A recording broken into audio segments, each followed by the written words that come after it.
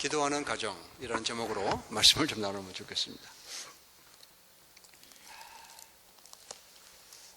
이제 말복이 지났죠, 어저께? 예. 이제 시원해지는 일만 남았습니다. 예. 가을이 금방 가기 때문에 금방 겨울이 옵니다. 예. 지금 이 더운 날씨 음미하시면서 가시기 바랍니다. 이런 날씨 이제 앞으로 또 1년 지나야 찾아오는 날씨가 되겠습니다. 오늘은 그 하나님의 시간을 살았던 이삭, 또 이삭의 부인 르브가에 대해서 좀 살펴보시면서 함께 은혜 나누도록 하시겠습니다. 19절 말씀 한 번 더 읽어보겠습니다. 시작.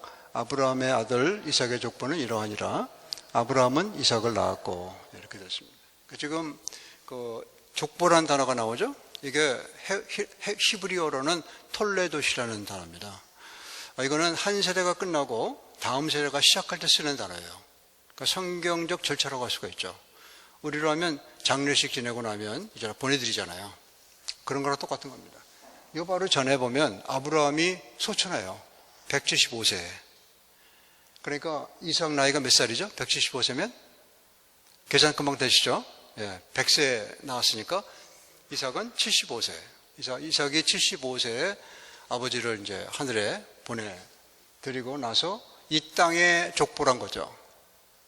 이 땅에 살아가는 날이 이제는 세대가 바뀌었다는 걸 얘기하고 있는 것입니다. 그게 이제 족보라는 단어를 사용해서 우리 번역이죠. 원어로 하면 톨레도시라는 단어를 사용합니다. 그런 단어가 꽤 많이 나와요. 창세기에는. 그러니까 세대가 바뀔 때마다 등장하는 단어가 되는 것입니다.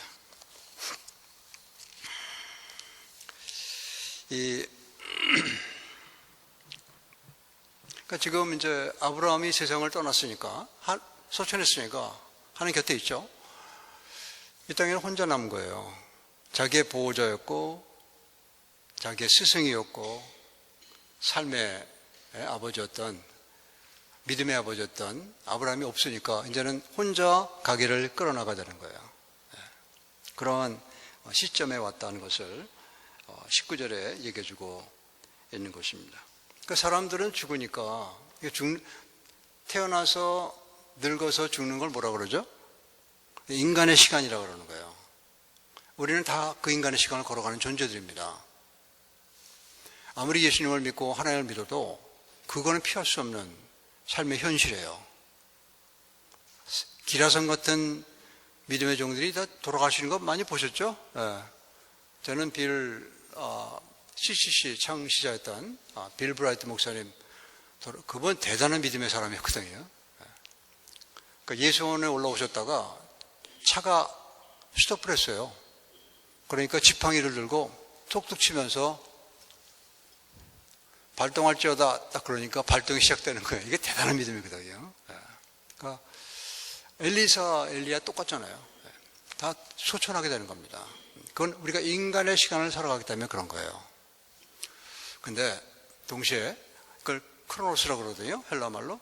동시에 우리는 이 땅에서 어떤 시간을 살아갑니까?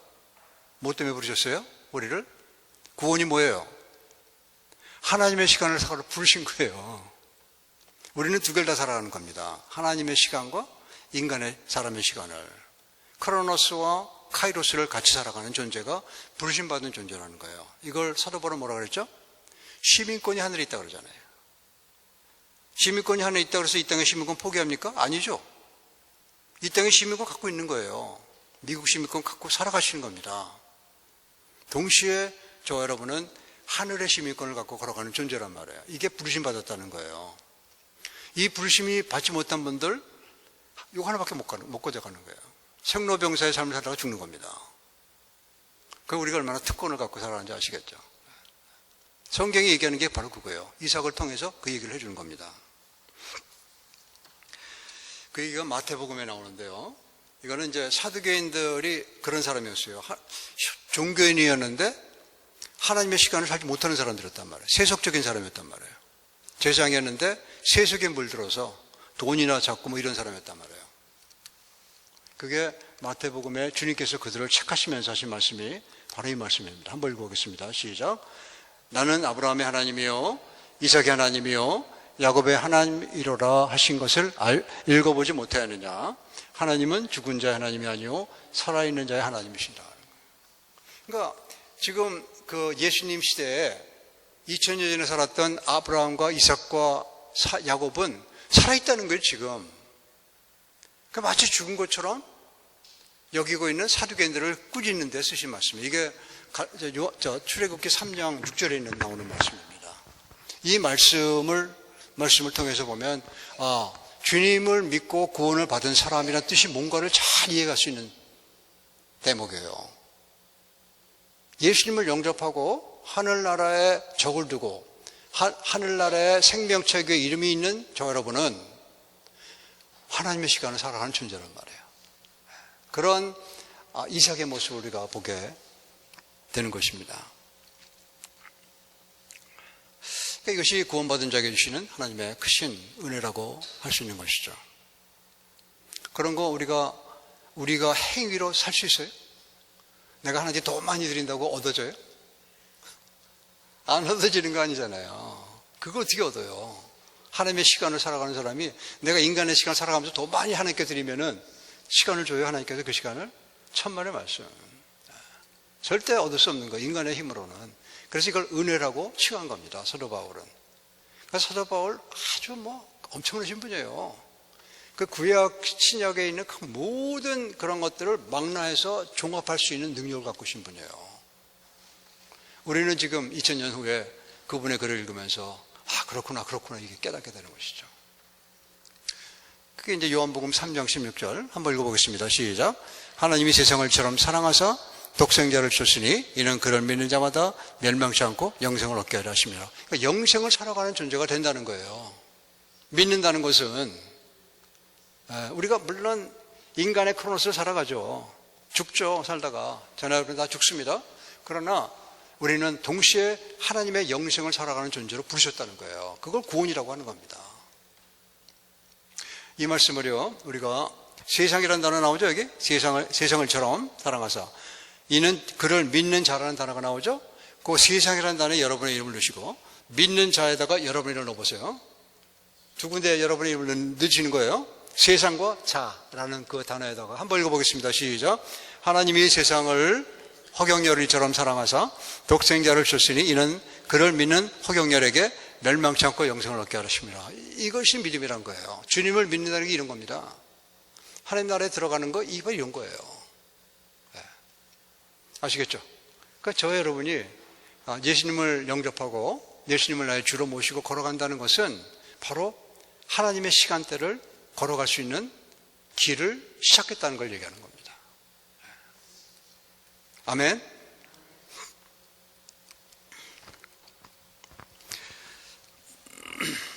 (26절) 한번 보시겠습니다. 한번 읽어보겠습니다. 시작. 후에 나온 아우는 손으로 에서의 발꿈치를 잡았으므로 그 이름을 야곱이라 하였으며 리브가가 그들을 낳을 때 이삭이 60세였더라. 아까 몇 세에 리브가를 얻었다고 했죠? 결혼을 40세죠. 지금 60세죠. 그럼 20년 만에 애를 얻은 거예요. 그죠? 네.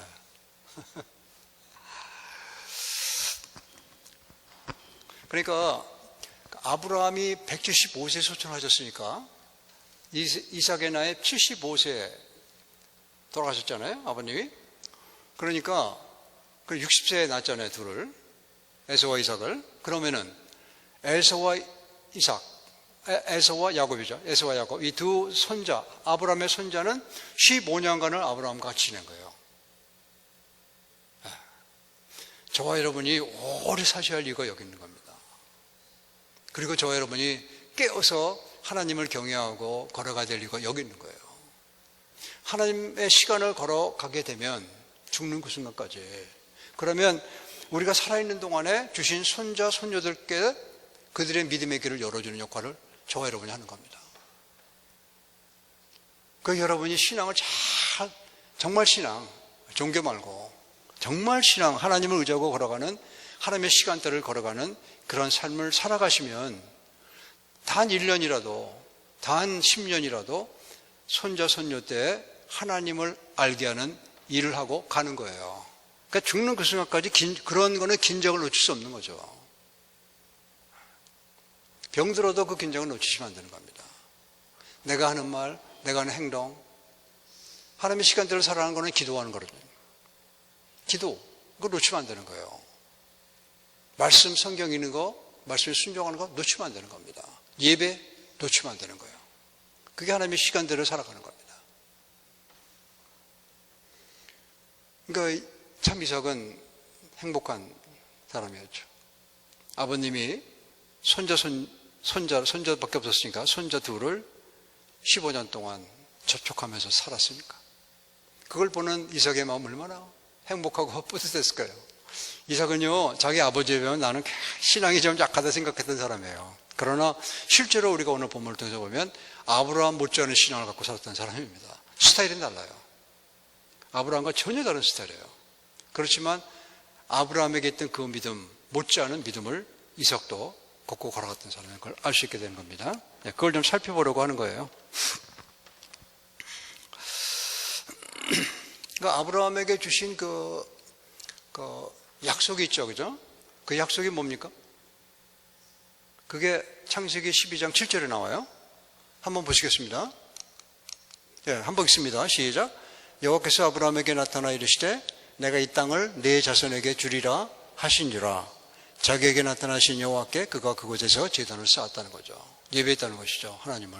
그러니까 하나님이 주신 약속은 가나안 땅이었어요. 큰 가나안 땅. 그러니까 에브라데 강서부터 저 아래 나일강까지 온 땅을 주시겠다고 하신 거예요. 근데 실제로 아브라함이 생전에 가졌던 땅은 한 줌에 불과한 땅이었어요. 갖긴 가졌어요. 근데 한 줌이었다는 거죠.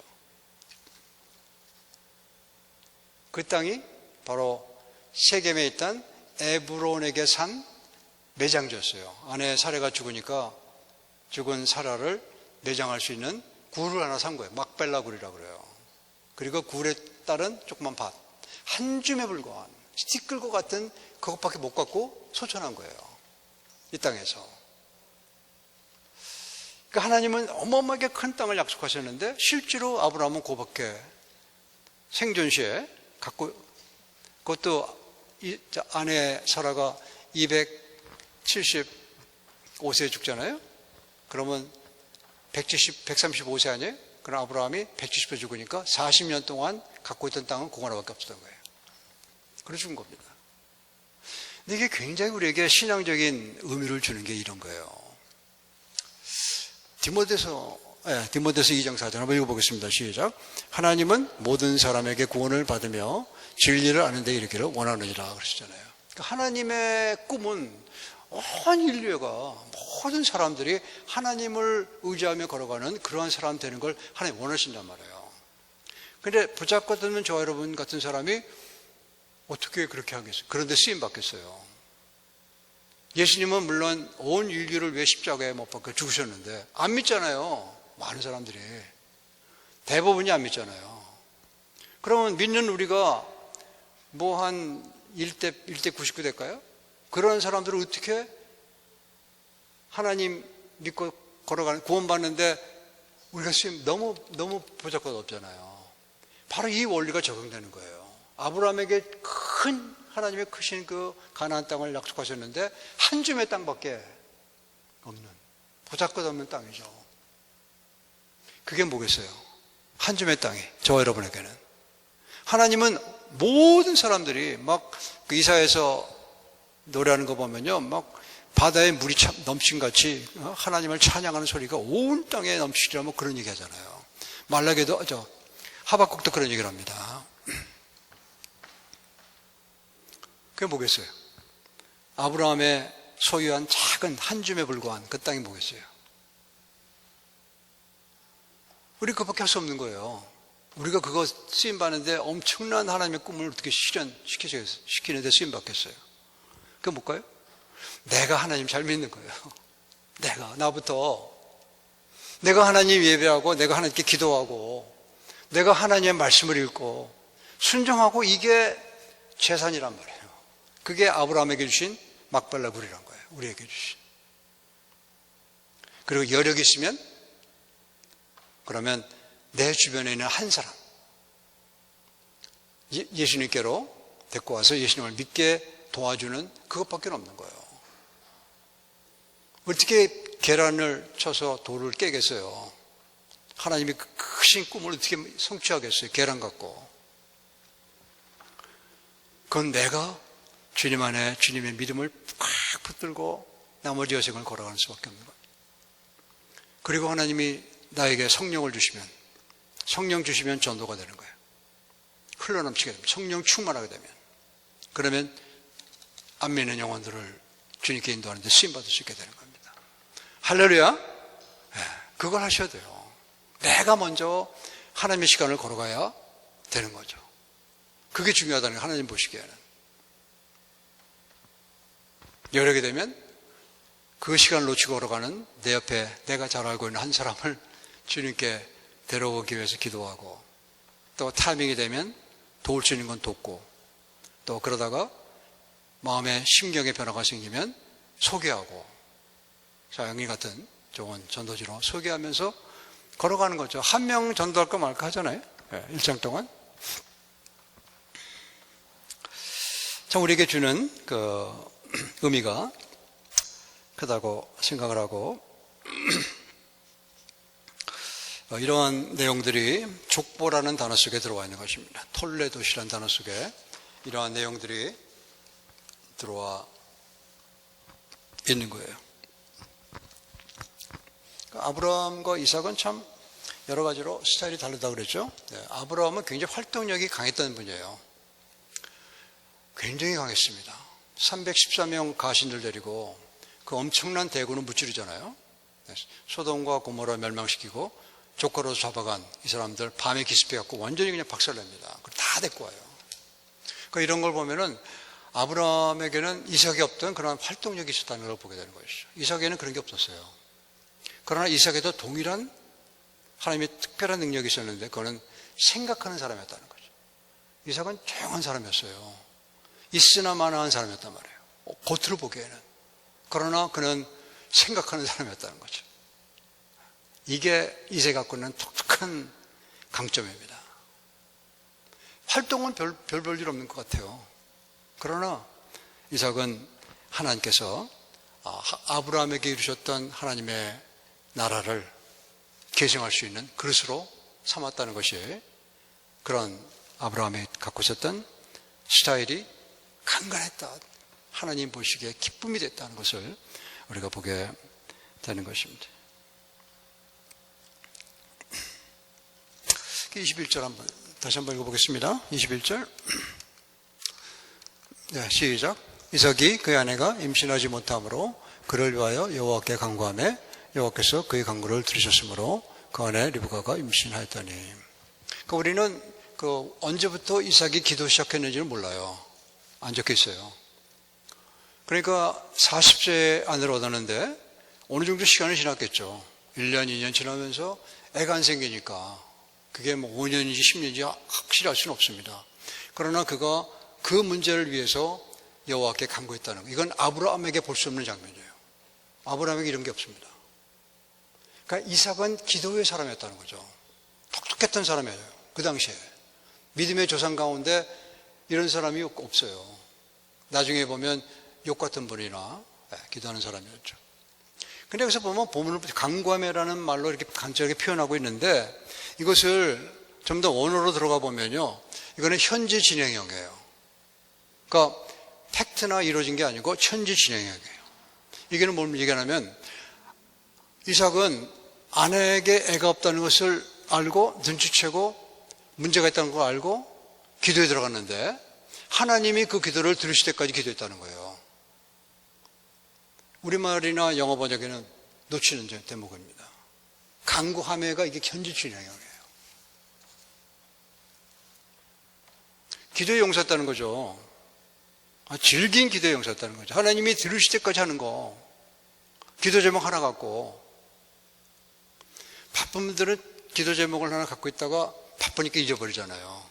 그러니까 조용한 사람은 그게 가능한 거예요. 활동력이 없는 것처럼 조용한 사람이면 그 사람의 속에는 한 가지 하나님께 향한 기도를 갖고 이루어질 때까지 붙들고 늘어지는 거예요. 이게 기도의 용사의 모습이란 것을 우리는 이삭을 통해서 보게 되는 것입니다. 그 결과 응답하셨다는 거죠. 그래서 아내가 임신을 하게 된 거예요. 그때가 몇 살? 아까 읽었죠? 60살. 그러니까 애 없이 20년을 지냈는데 중간 어느 때부터 기도를 시작했는데 들으실 때까지 기도한 거예요. 59세까지. 1년 걸리니까 애가 나오려면. 그러니까 굉장히 장기간을 한 가지 기도를 갖고 기도했던, 최소한 10년은 넘었을 거예요. 10년은. 보통 5년 지나면 이렇게 느끼잖아요. 문제가 있다는 거를.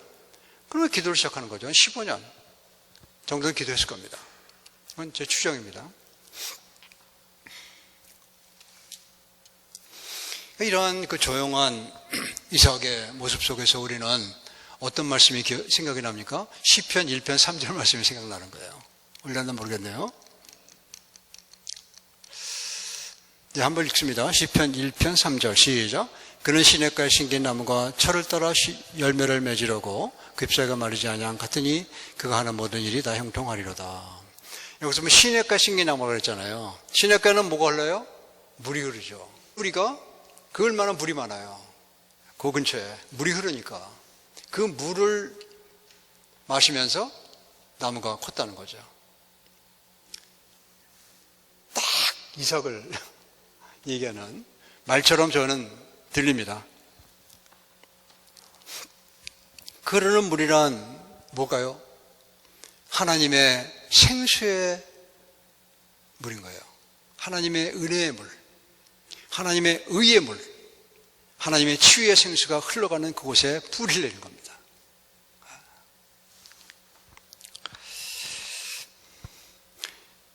하나님께 깊이 뿌리 내리고 있던 영성의 사람인 것을 보게 돼요.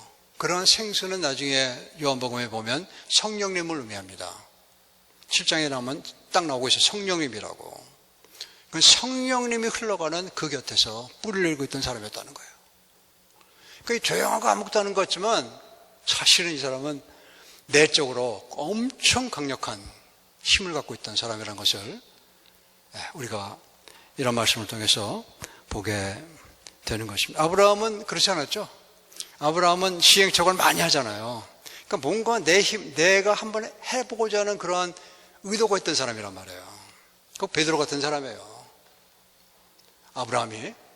그러니까 아브라함과는 스타일이 다르지만 아브라함대로, 이삭은 이삭대로 하나님의 나라를 계승받을 수 있는 그릇이 만들어져 갔다는 것을 우리는 이삭을 통해서 보게 되는 것입니다.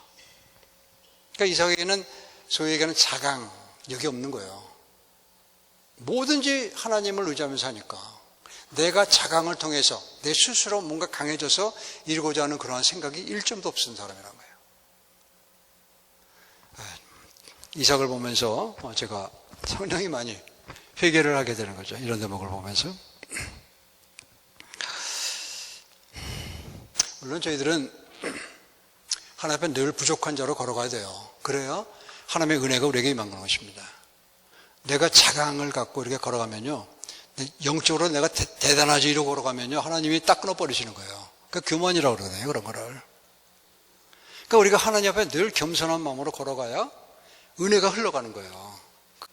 하나님의 나라에는 이렇게 다양합니다.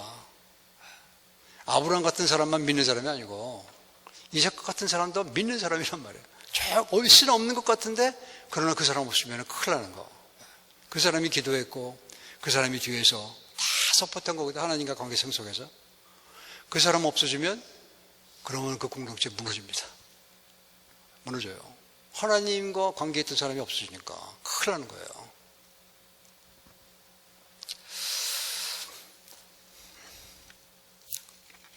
아브라함도 대단한 믿음의 사람이었지만 이삭 역시 그에 못지않은 믿음의 소유자였다는 것을 보게 됩니다.